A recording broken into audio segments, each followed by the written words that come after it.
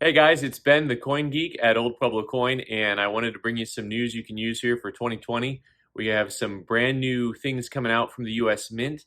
Last year, the US Mint produced three different types of pennies or cents with the W Mint mark, and you could only get them by buying the proof set and the mint set and the reverse proof set. And this year, they're doing the same thing with the nickel.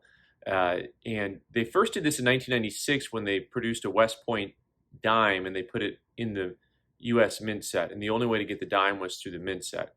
So this is kind of like a remake, like all the movies that keep coming out. We're gonna make a Die Hard 27 or whatever.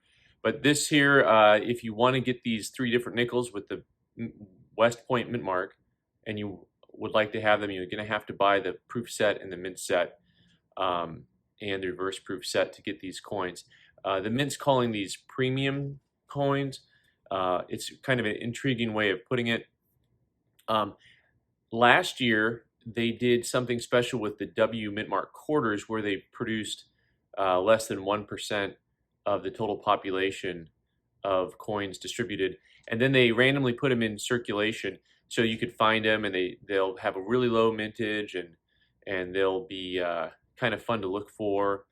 So I think the Mint should combine these two concepts, and maybe instead of having a proof set that automatically always comes with a proof nickel, maybe it's a little bit more like the old Cheerios box where you never know what you're going to get. Sometimes you'll see these old coins and these holders that came in cereal boxes. Maybe the U.S. Mint should produce something with a really super low mintage and of a few hundred pieces, and put them in randomly in some of the mint sets and proof sets and reverse proof sets. I think this may cause a little bit more of a buzz.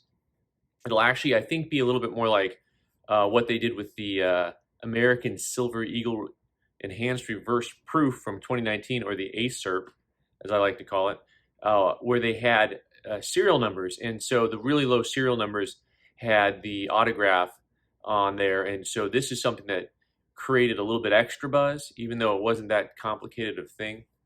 So anyway, we'll see what happens with these nickels. I don't expect to be long-term really valuable coins, but the Mint has decided this is the way that you're going to get them if you want to get them.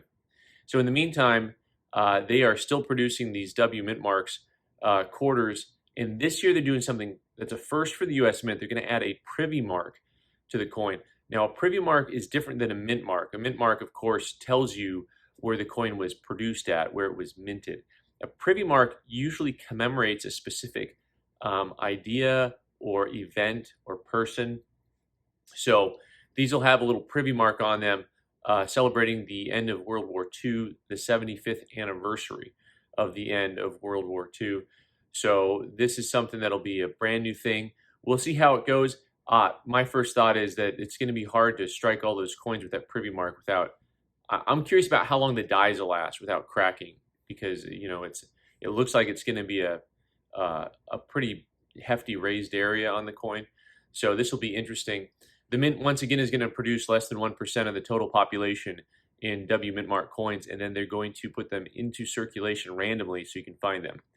Now last year, PCGS took these quarters and this quarter hunt, and they did a prize package where if you were the first person to submit one of these quarters, they gave you a prize of, I think, $2,000 or $2,500.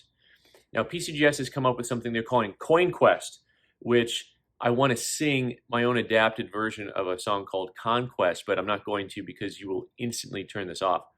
But I will say that I think this is a great idea for PCGS.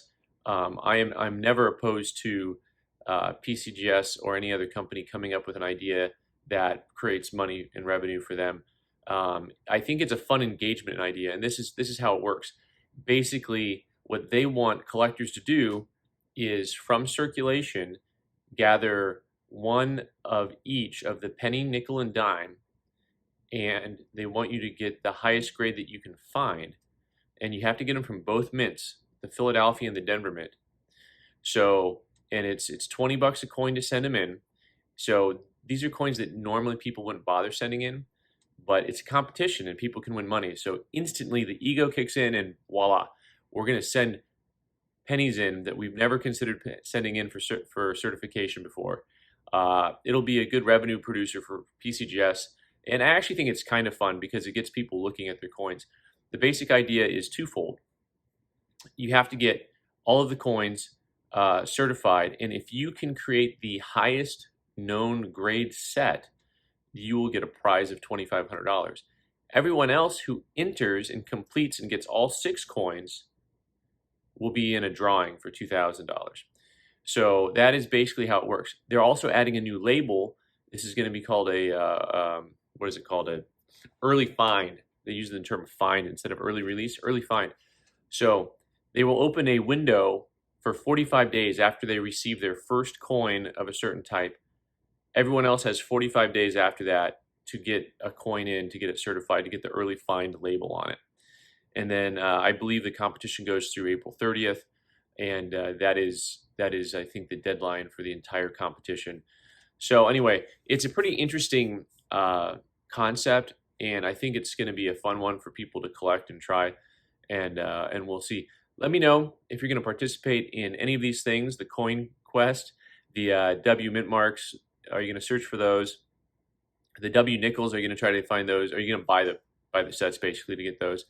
And let me know my idea of what you think of my idea of them putting like a really rare coin into random proof sets and mint sets.